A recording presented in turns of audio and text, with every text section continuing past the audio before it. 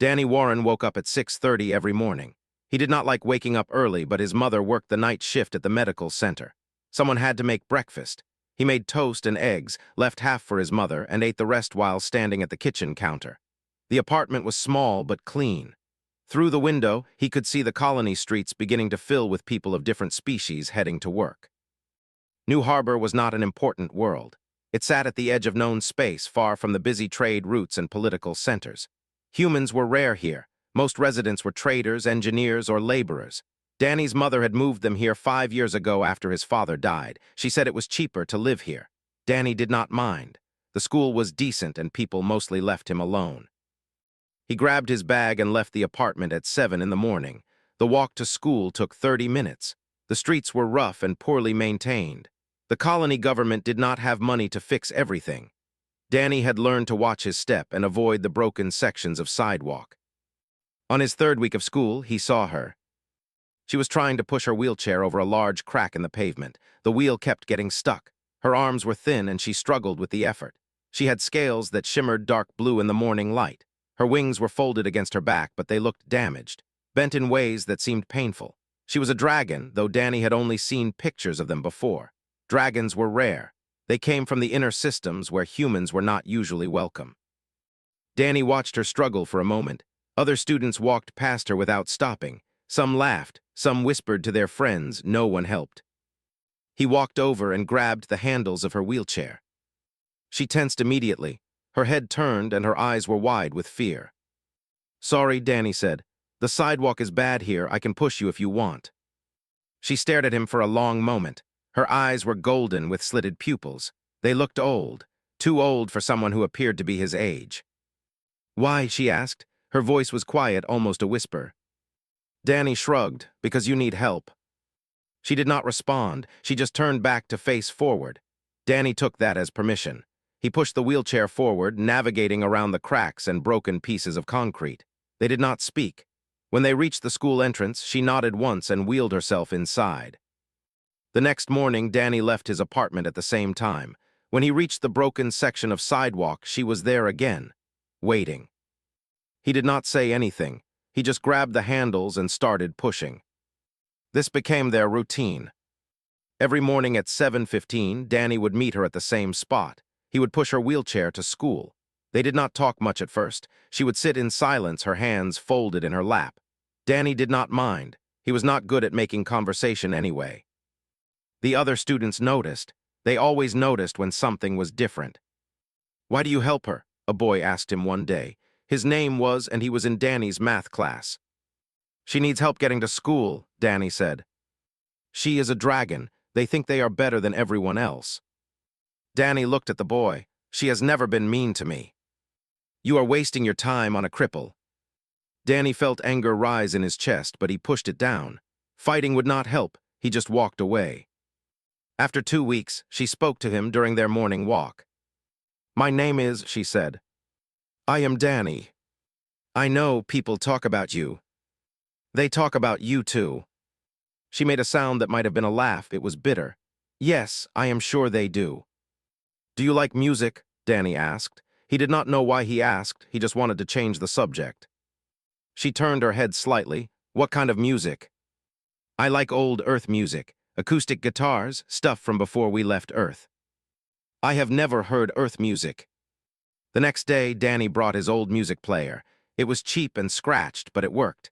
He gave her one earbud and kept the other. They listened to an old song about rivers and roads as he pushed her to school. Smiled. It was small and quick, but Danny saw it.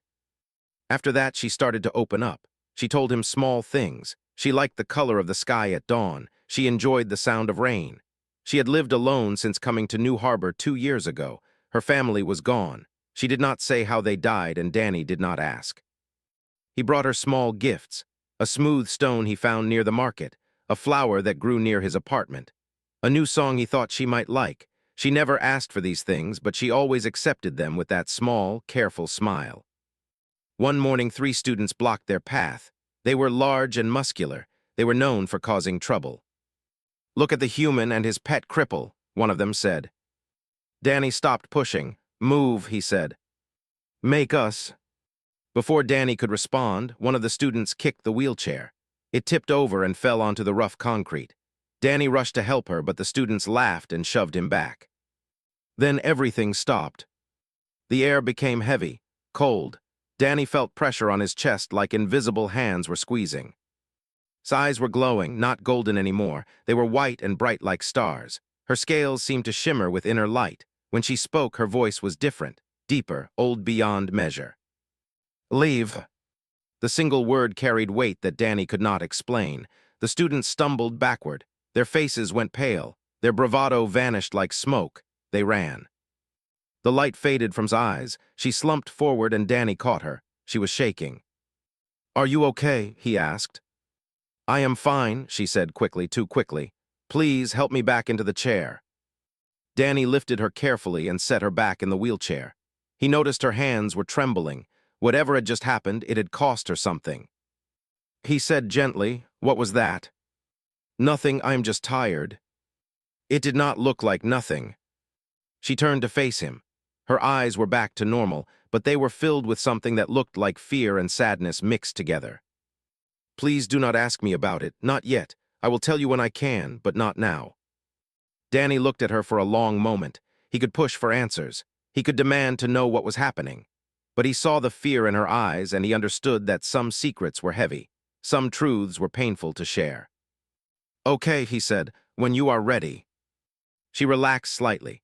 "Thank you, could not sleep that night." She sat in her small apartment and stared at the wall. The cheap furniture around her was nothing like what she had grown up with.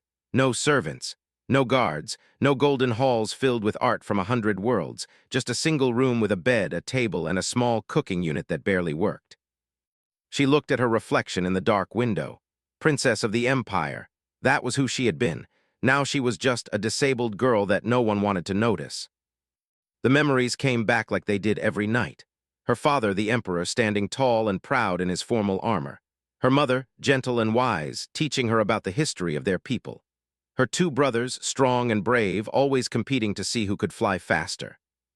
Then the fire, the screams, her uncle's soldiers storming the palace. She had been in the garden when it started. She heard the explosions, ran toward the palace.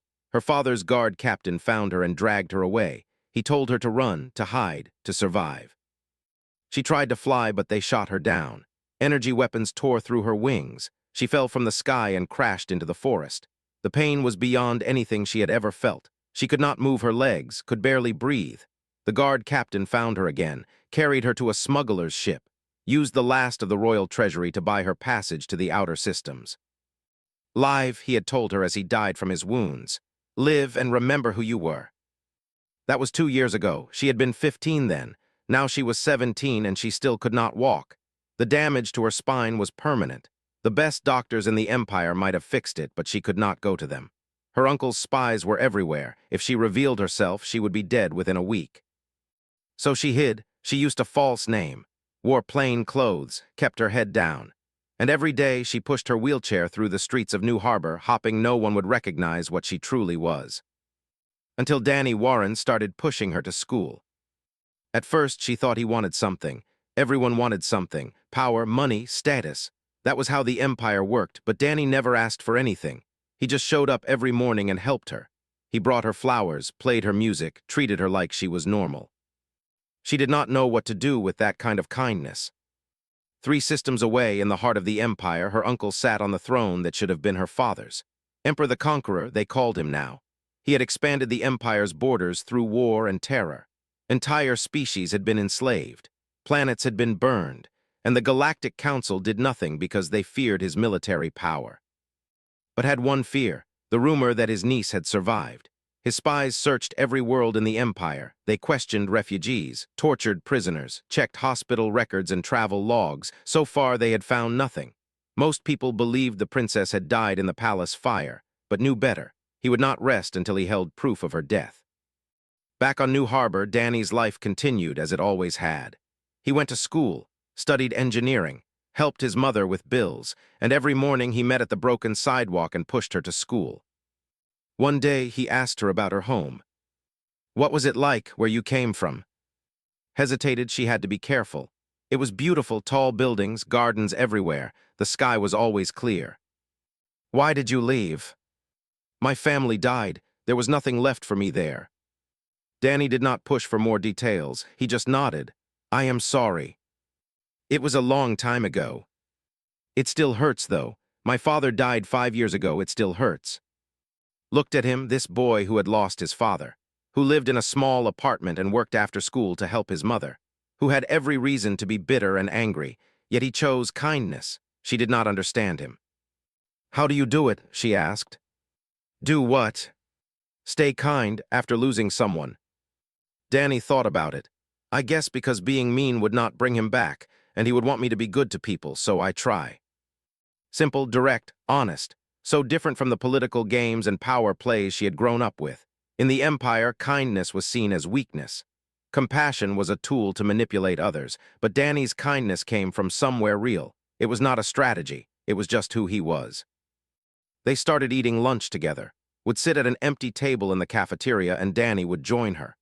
Other students stared, but Danny did not care. He would talk about his classes, about his dream of building ships one day, about the new song he had downloaded.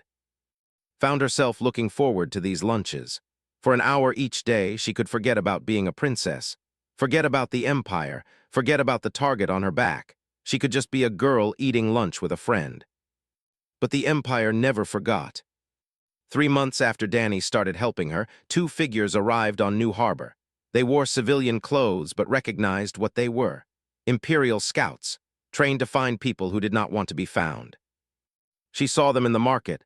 They were scanning people with handheld devices, checking faces against a database, looking for someone. Looking for her. Pulled her hood up and turned away. She had changed her appearance as much as possible, cut her hair short, wore colored lenses over her golden eyes, stayed out of official records, but if they scanned her DNA, her genetic markers would give her away. She made it back to her apartment without being spotted. Her hands shook as she locked the door. She thought about running. There were ships that left New Harbor every week. She could buy passage to another world, start over again, but the thought of leaving made her chest hurt. She would have to leave Danny behind, never see him again, never hear his terrible jokes or his old Earth music, never feel safe the way she did when he was around. That night, she did not sleep at all. The next morning, Danny noticed something was wrong immediately. Are you okay? He asked as he pushed her to school. I am fine. You look tired. I did not sleep well. Bad dreams. Something like that. Danny stopped pushing. He came around to face her. If something is wrong, you can tell me. I might not be able to fix it, but I can listen. She wanted to tell him, wanted to explain everything. But how could she? How could she tell him that she was royalty, that killers were hunting her, that just being near her put him in danger? He would think she was insane, or worse, he might try to protect her and get himself killed. It is nothing, she said, just stress from school. Danny did not look convinced, but he nodded and resumed pushing.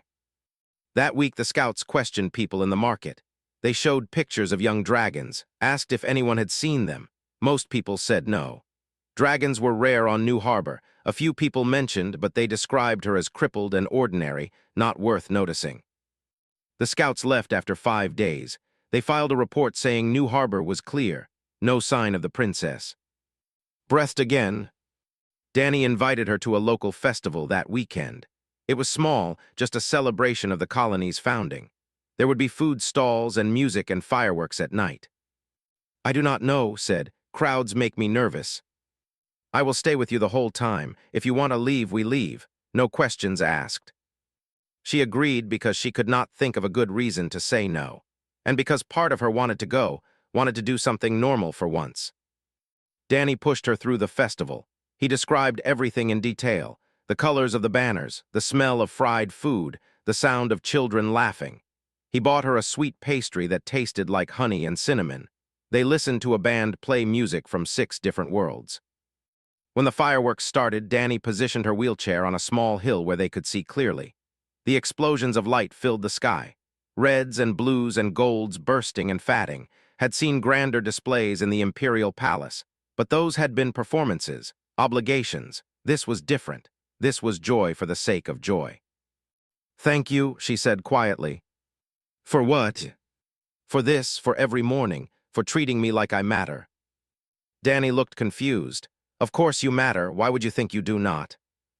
Felt tears in her eyes. She had not cried since the night her family died. She had forced herself to be strong, to survive. But here, watching fireworks with a boy who saw her as just, she let herself feel again. You are a good person, Danny Warren, she said. I just pushed a wheelchair. No, you did more than that. You gave me something I thought I had lost.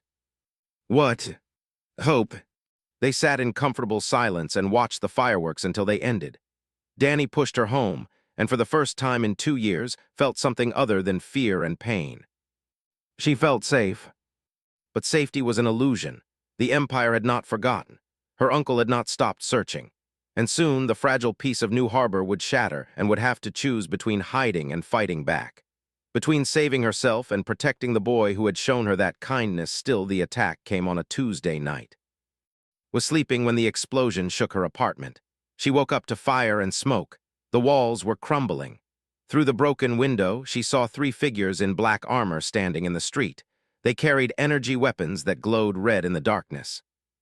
Imperial assassins. She tried to move, but debris had fallen across her wheelchair.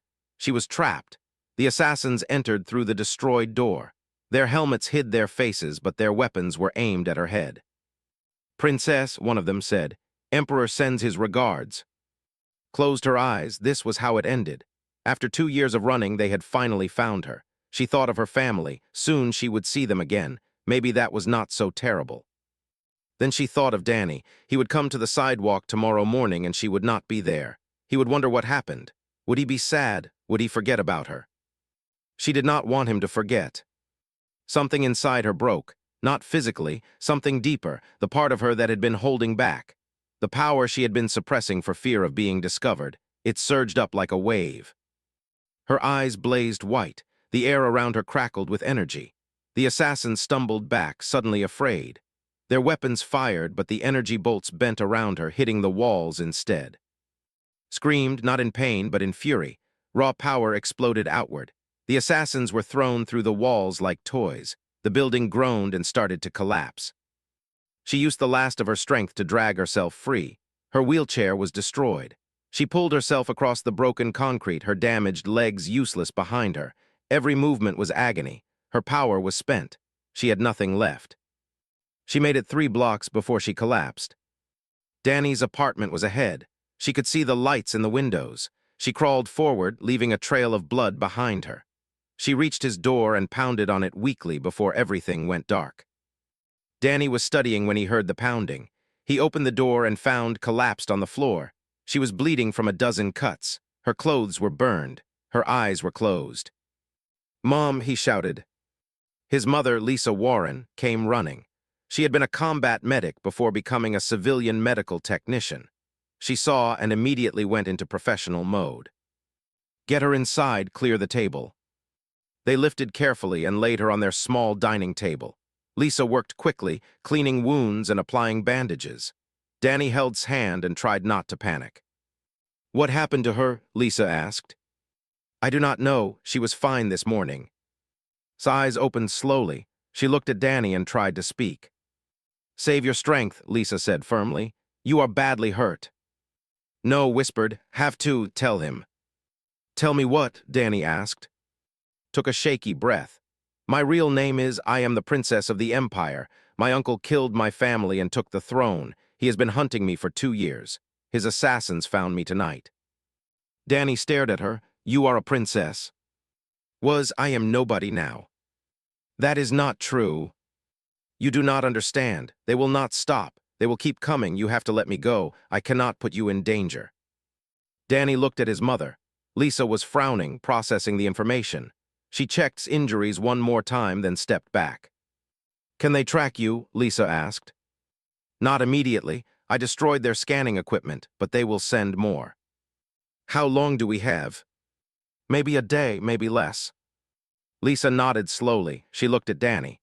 "This is your choice, son, but if we help her, we become targets too."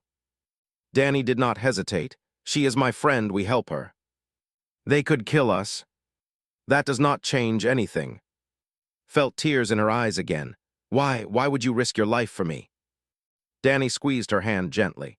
Because that is what friends do. You needed help getting to school. Now you need help staying alive. It is the same thing to me.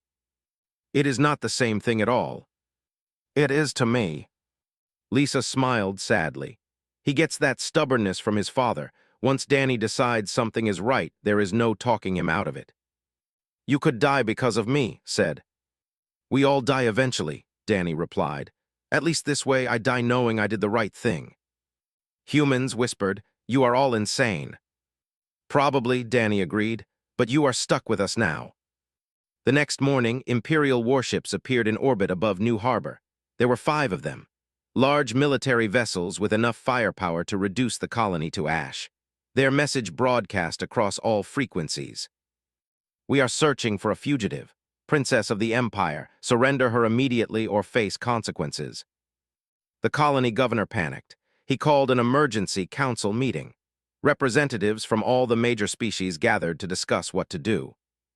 We have to give her to them, a merchant said. We cannot fight the Empire. If we surrender her, we set a precedent, an engineer argued. Anytime the Empire wants something, they just have to threaten us. Better to bow than to die. Is it? What kind of life is that? The argument went in circles. Most species wanted to comply, a few wanted to resist. The humans were the smallest group, only 40 families total. They had no political power, no military strength. But when it came time to vote, every human voted the same way. No surrender. The governor was shocked. You understand what this means? They could kill us all. Lisa Warren stood up. She was not a leader. She was not a politician. She was just a medical technician who had lost her husband and was trying to raise her son. But she spoke with conviction. Humans have a long history of being told to bow, to obey, to accept what more powerful people tell us. And we have an equally long history of saying no. Not because we are strong, not because we can win, but because some things are more important than survival. This girl has done nothing wrong. She is a victim, and we do not hand over victims to their abusers just because we are afraid. That is easy to say when you are not the one facing warships, the merchant snapped. My son is down there with her right now. If they attack, he dies first. So do not tell me about fear. I am terrified, but I am also human, and humans do not abandon our friends. The vote was divided. The council could not reach a decision. The governor sent a message to the Imperial warships asking for more time. The Empire gave them 6 hours. Danny stayed within their apartment. She was resting, her wounds bandaged. She looked at him with those golden eyes that had seen too much pain. You can still save yourself, she said. Turn me in, no one would blame you. I would blame me. Why does this matter so much to you? Danny thought about it. When my dad died, a lot of people said nice things. They said they were sorry. They said they would help, but most of them disappeared after a week. Only a few people actually showed up, actually did things. I learned that words are easy, actions matter. You needed help getting to school, and I helped. Now you need help staying alive. It is the same principle. That is too simple. Maybe, but simple does not mean wrong. Outside, other humans were gathering. They had heard about the warships, about the ultimatum. They came to Danny's building because they knew that was where was hiding, but they did not come to turn her in. They came to stand with her. 40 human families, about 200 people total. Men, women, children, they formed a circle around the apartment building. They did not have weapons. They did not have armor. They just stood there, arms linked, facing the street. When the Imperial shuttles landed, the soldiers found their path blocked by humans. The commander stepped forward, his weapon raised. Move aside, we are here for the princess. No, an old human woman said. Her name was, and she had lived through Earth's colonial wars. If you want her, you go through us first. We will kill you. Then you kill us, but you will not touch that girl. The commander hesitated. His orders were to retrieve the princess quietly. A massacre of human civilians would create problems. The Galactic Council might actually act if he murdered unarmed people on camera, and cameras were everywhere. People were recording. Last warning, move or die. No one moved. Danny heard the commotion outside. He went to the window and saw the crowd of humans, saw his neighbors and teachers and the people he bought groceries from, all standing there, all willing to die for someone they barely knew. Why, whispered behind him, why are they doing this? Because it is right, Danny said simply. and humans try to do what is right even when it is hard. The Imperial commander sent a message to his ships. The situation had escalated. He needed orders. In orbit, the warship captains contacted Emperor. They sent him images of the humans forming a protective wall, of their faces, determined and unafraid. Watch the footage. He had crushed rebellions, burned worlds, exterminated entire species. He understood fear and violence, but this confused him. These humans had nothing to gain. They were weak, helpless, yet they stood their ground. "Who are these humans?" he asked his advisor. "A minor species, barely spacefaring, insignificant." "They do not act insignificant." The images reached the farthest corners of the galaxy within hours. A human boy standing next to a wheelchair. Families forming walls with their bodies. Children holding hands in front of armed soldiers. The caption was simple. They asked for nothing. They risked everything. On the industrial world of workers who had labored under occupation for 10 years saw the images during their meal break. A foreman stood up on a table and shouted, "If humans can stand against the Empire, so can we." The workers walked out, all 50,000 of them. Production stopped. On the mining colonies of the outer reach, enslaved laborers saw the footage. They had been broken long ago, beaten into submission. But one old miner named looked at the image of a human child facing down a soldier and remembered what courage looked like. He dropped his tools. Others followed. Within a day, 3 mining operations had shut down. On the diplomatic station of Velar Prime, ambassadors from 40 species watched the standoff on New Harbor in real time. The Galactic Council had been paralyzed for years, too afraid to challenge the Empire.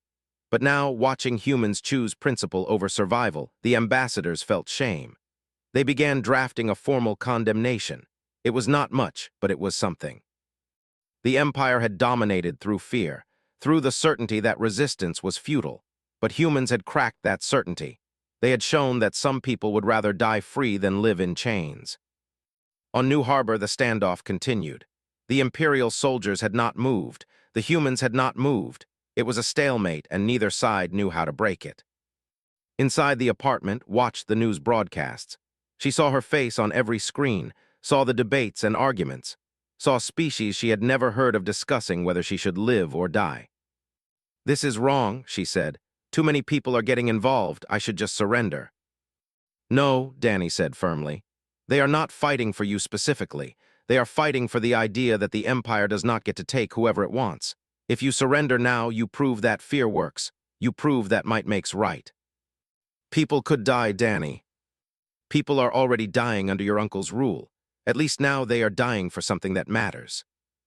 Lisa brought them food, simple sandwiches and water. They ate in silence while the world outside argued about their fate. A message arrived from the Galactic Council. They were sending a diplomatic fleet to New Harbor. It would arrive in 2 days. Until then, they demanded a ceasefire. The Imperial ships reluctantly agreed. The soldiers on the ground pulled back but did not leave. The humans remained in their protective circle. They organized shifts. Some people went home to rest while others took their place. They brought blankets and food. Children did homework sitting on the pavement. Old people told stories. It became a strange kind of community gathering, all centered around keeping one girl safe. Danny went outside to thank them. The old woman who had stood up to the commander waved him over. "You do not need to thank us," she said. "We are doing what is right." "Most people would not. Most people are not human. We are stubborn. It is our best and worst quality." "Why do humans care so much?" Danny asked. "About fairness and doing what is right. Other species are more practical." Smiled, "Because we came from a hard world. Earth was not kind to us. We had to fight for everything: food, water, survival. And in that struggle, we learned that the only thing that separates us from animals is our ability to choose what kind of people we want to be. We can choose cruelty or kindness. Most species never had to make that choice because their worlds were easier. But humans, we decided a long time ago that kindness is worth fighting for, even when it costs us." Inside was making her own decision. She had spent 2 years hiding, 2 years running. She had accepted her role as a victim. But watching these humans risk everything for her, she realized that hiding was its own form of surrender. She thought about her father. He had been a strong emperor, but a fair one. He had believed that power came with responsibility, that those who had strength should protect those who did not. Her uncle had twisted that philosophy. Under his rule, strength was for domination. Power was for crushing others. Had power, even damaged and crippled, she had more raw ability than most beings in the galaxy. She had been suppressing it, afraid of being found, but maybe it was time to stop hiding. Maybe it was time to stand up. She called Danny to her side. "I need to tell you something." "What?" "I am going to challenge my uncle, publicly, for the throne." "Can you do that?" "It is tradition. Any member of the royal family can challenge for leadership. He has to accept or lose face." "He will try to kill you." "He is already trying to kill me. At least this way I control when and where." "What if you lose?" Smiled sadly. "Then I lose, but I will lose fighting, not hiding. Your people have taught me that." "We did not teach you anything." "Yes, you did. You taught me that how you face something matters more than the outcome, that dignity and courage are choices, not circumstances. Danny, you push a wheelchair every morning because it is right, not because it benefits you, not because you will be rewarded, just because it is right. That is power, real power, the kind my uncle will never understand." She drafted a message. It was short and direct. She identified herself as Princess, the rightful heir. She challenged Emperor to face her in single combat as tradition demanded. She accused him of murdering his own family and ruling through fear. She called him a coward and a tyrant. Then she broadcast it across every channel the Empire monitored. The response was immediate. Half the Empire erupted in chaos. Some military commanders declared for her instantly. Others reaffirmed loyalty too. Common people who had suffered under his rule suddenly had a symbol to rally behind. The princess lived. The true heir had returned. Was furious. He could not ignore the challenge without looking weak, but he also knew that was crippled and weakened. He accepted the challenge publicly, confident of an easy victory. He set the terms: 3 days from now on the neutral world of Station. Single combat. Winner takes the throne. The Galactic Council agreed to oversee the fight. It was better than a civil war that could destabilize entire sectors. Had 3 days to prepare. She could not walk, could barely stand. Her power was still recovering from the fight with the assassins. Danny watched her practice in their small apartment, trying to channel energy while balanced on one leg. "You cannot win like this," he said quietly. "I know." "Then why are you doing it?" "Because someone has to stand up to him. Even if I lose, people will see that he can be challenged, that he is not invincible. Sometimes the fight matters more than the victory." "I do not want you to die." Looked at him, this boy who had given her hope, who had shown her kindness when she had nothing to offer in return. "I do not want to die either, but I cannot hide anymore. You taught me that." "I did not teach you to throw your life away. You taught me to do what is right even when it is hard. This is hard, but it is right." Danny had no answer for that. The next 3 days were chaos. Ships arrived from across the galaxy. Some came to support. Others came to support. Still more came just to witness history. Station, usually a quiet trading post, became the center of galactic attention. The humans of New Harbor organized a transport. They would all travel to Station to support. Danny's mother tried to convince him to stay behind. "It is too dangerous," Lisa said. "She stood up for what is right because we showed her it mattered. I have to be there." "Danny." "Mom, if I do not go, what does that say? That I only care when it is convenient, that I only help when it is safe. That is not what you taught me." Lisa looked at her son. He was growing up too fast, taking on burdens too heavy. But she also recognized the determination in his eyes. It was the same determination his father had shown, the stubborn human refusal to give up when something mattered. "Then we go together," she said. On the day of the challenge, Station was packed. Millions watched remotely. Arrived in her wheelchair looking small and fragile. Arrived in full ceremonial armor looking like a warlord from ancient times. The contrast was stark. Danny pushed to the center of the combat arena. It was a large open space designed for formal duels. The rules were simple: no weapons, no assistance, fight until one side surrendered or died. Danny knelt beside the wheelchair. "You can still back out." "No, I cannot. I believe in you." "Why, you have seen me. I can barely stand." "Because I have also seen you light up like a star and throw assassins through walls. You have power. You just have to believe in yourself as much as I believe in you." She touched his hand. "Thank you for everything. Come back alive. We still have music to listen to." I will try. Stepped forward, his scales gleaming in the artificial light. He looked at his niece with contempt.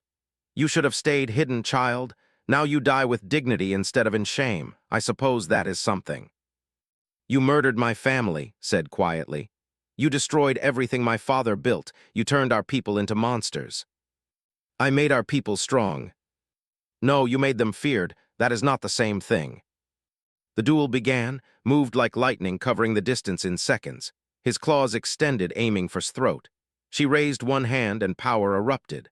A wall of pure energy slammed into him, throwing him backward. The battle lasted 17 minutes. To those watching, it felt like hours. Was powerful. He had trained his entire life for combat. His scales were thick armor. His claws could tear through steel. He had killed rivals and enemies with his bare hands. He attacked with everything he had, confident that raw strength would win. But was not fighting with strength. She was fighting with something else, something her uncle had forgotten existed. Purpose. Every blow she deflected reminded her of her father teaching her about honor. Every burst of energy she released remembered her mother's lessons about protecting the weak. Every time she stood firm against her uncle's rage, she thought about Danny pushing a wheelchair every morning because it was the right thing to do. Grew frustrated. His niece should have been easy to defeat. She was crippled, damaged, weak. Yet she kept standing, kept fighting. Her power did not come from muscle or training. It came from somewhere deeper, from the part of her that had learned kindness from a human boy who asked for nothing in return. The turning point came when made a mistake. He lunged forward with all his strength, certain this would be the killing blow, did not dodge. She caught his arm with both hands, and her eyes blazed brighter than before. You taught me to fear power, she said, her voice steady. But a human boy taught me that power without compassion is nothing. She twisted and threw, crashed into the arena wall with enough force to crack the metal. He tried to rise, but his body failed him. He had exhausted himself, hovered above him, surrounded by white light. She could end him. One strike and he would be dead. The crowd waited. This was the moment, revenge for her family, justice for his crimes. Lowered her hands. The light faded. She descended slowly until she stood on the ground again, her legs weak and shaking. I will not kill you, she said, because my father taught me that rulers should be better than their enemies. You will stand trial for your crimes. The people you hurt will judge you. That is justice. Stared at her, confusion and hatred mixed in his eyes. You are weak. No, I am strong enough to choose mercy. That is something you never understood. Guards came forward and took away. The crowd erupted. Some cheered, some cried, others simply stood in silence, processing what they had witnessed. Collapsed, Danny ran to her, catching her before she hit the ground. She looked up at him and smiled weakly. I came back alive, she whispered. We still have music to listen to. You did it. No, we did it. I would never have had the courage without you. The medical teams arrived and took to the station's hospital. Her body had pushed beyond its limits. The doctors said she would recover, but it would take time. Danny stayed by her side the whole time. His mother brought him food and told him to rest, but he refused to leave. 3 days later, the Galactic Council formally recognized as Empress of the Empire. The ceremony was grand. Representatives from hundreds of worlds attended, but insisted on one thing. She wanted Danny on the stage with her. Why, the council representative asked. He is not royalty, he has no title. He is the reason I am alive, said. The reason I found the strength to fight. If he had not shown me kindness when I had nothing, I would have died in hiding. He stands with me. So Danny stood on the stage, uncomfortable in formal clothes that did not fit right. He watched as they placed a crown on his head. She gave a speech about reform and justice, about learning from the past and building a better future, about the importance of compassion. Then she turned to Danny. This human boy taught me that the smallest acts of kindness can change the galaxy. I will rule by that principle. Power is not about domination. It is about service, about showing up every morning and doing what is right even when it is hard. The crowd applauded. Cameras captured the moment. The image of a dragon empress standing next to an awkward human teenager became famous across known space. After the ceremony, asked Danny what he wanted as a reward. Nothing, he said. Danny, I'm an empress now. I can give you anything. Wealth, land, a position in my court. I just want to go home. Home to New Harbor. Yes, I have school. My mom needs help with rent. I have a normal life. Stared at him. You could have anything, and you want to go back to a small apartment on a backwater colony. That is my home. That is where I belong. She laughed. It was the first time she had truly laughed in years. Humans, you are all insane. You said that before. It is still true. Danny returned to New Harbor the next week. The colony had changed. News crews were everywhere. His neighbors were suddenly famous. The humans who had stood against the Empire were treated as heroes. Danny hated the attention. He just wanted things to go back to normal. On his first morning back, he woke up at 6:30, made breakfast, left half for his mother, headed out at 7. When he reached the broken sidewalk at 7:15, was waiting. She was in a new wheelchair, advanced medical technology that helped support her damaged spine. She wore simple clothes. No crown, no royal emblems, just. "What are you doing here?" Danny asked. "Waiting for you to push me to school." "You are an empress. You do not need to go to school." "I do if I want to spend time with my friend. I have responsibilities now, treaties to sign, planets to rebuild. But I will not forget where I came from, and I will not forget who helped me when I had nothing." Danny smiled. He grabbed the handles of the wheelchair. "The sidewalk is still bad here." "I know. The colony government says they will fix it next year." "They said that last year, too." They continued to school together, just like always. Other students stared. Teachers did not know how to react, but Danny ignored them. They talked about music and homework and ordinary things. The galaxy had changed. The Empire was reforming, was facing trial. Species that had been oppressed were regaining their freedom.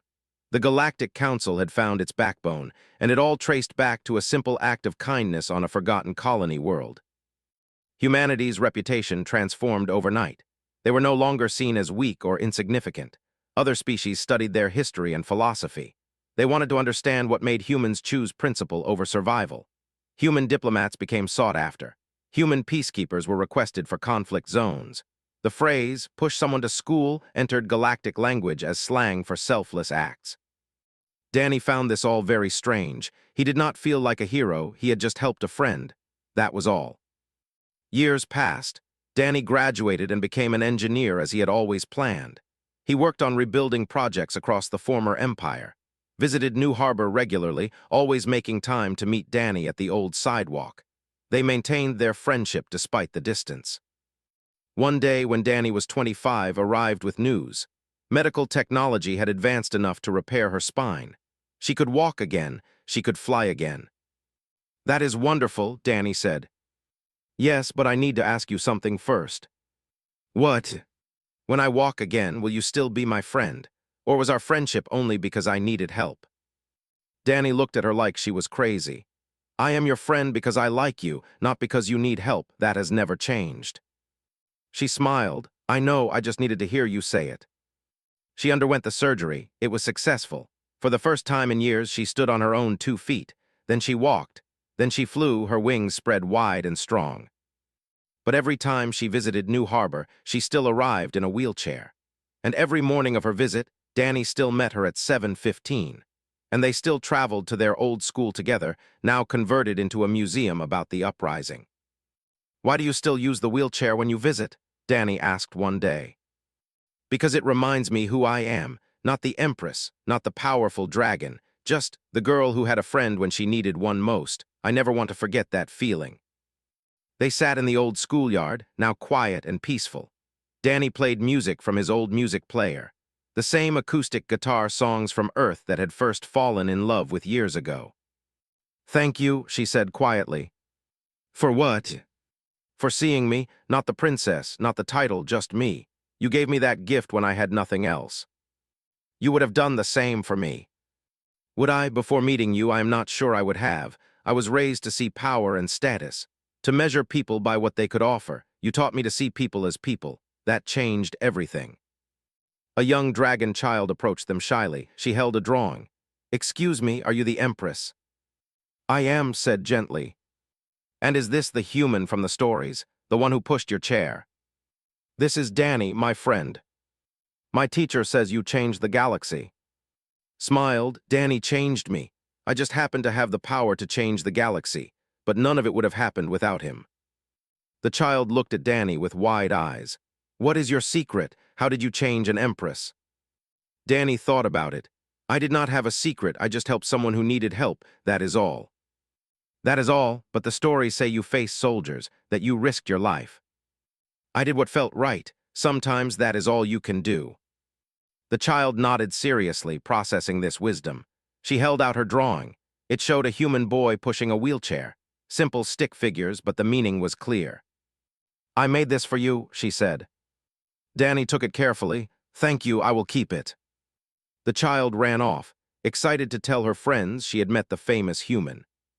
Laughed, "You are a legend now. How does it feel?" "Weird. I still do not understand why people care so much." "Because you showed the galaxy that kindness is not weakness, that compassion is power, that the smallest person can create the biggest change. Those are lessons that species needed to learn." "I was just being nice." "Exactly, and that terrified the Empire more than any weapon." They sat in comfortable silence, listening to old Earth music as the sun set over New Harbor. The galaxy had changed. Empires had fallen and risen. Species had learned new ways of thinking, and it all began here on a broken sidewalk with a boy who simply chose to help. Danny never asked for recognition, never wanted power or wealth. He just went to work every day, helped people who needed it, and tried to live a good life. But his impact rippled across the stars. Because sometimes the most powerful thing a person can do is show up every morning and do what is right. No matter how small, no matter how insignificant it seems. Danny Warren pushed a wheelchair to school and changed the galaxy. Not through strength or violence, but through simple, consistent kindness. And that lesson would echo through the ages, inspiring countless others to do the same. The galaxy was better for it. The crowd gasped. Eyes were glowing white. The wheelchair fell away as she floated upward, supported by raw energy. Her damaged body was surrounded by light. For the first time in 2 years, she was not defined by her injuries. "You forget, Uncle," she said, her voice echoing with power. "I am my father's daughter." The real fight began. The footage spread across the galaxy. Other species saw it. The images of human children standing between soldiers and a crippled girl. The images of families linking arms in the face of death. Species that had been conquered by the Empire. Species that had bowed. They saw these humans refusing to bow, and something stirred in them. Something dangerous to tyrants. "Hope. Ted in the galaxy." He resumed, pushing her toward school. They listened to music through the shared earbuds. The song was about finding home in unexpected places. Closed her eyes and let the music wash over her. Danny did not know it yet, but that moment changed everything. His simple act of kindness, repeated every morning, had caught the attention of forces far beyond New Harbor. And the girl he pushed to school each day was not just. She was the last heir to an empire that spanned 3 star systems. And soon, that empire would come looking for her.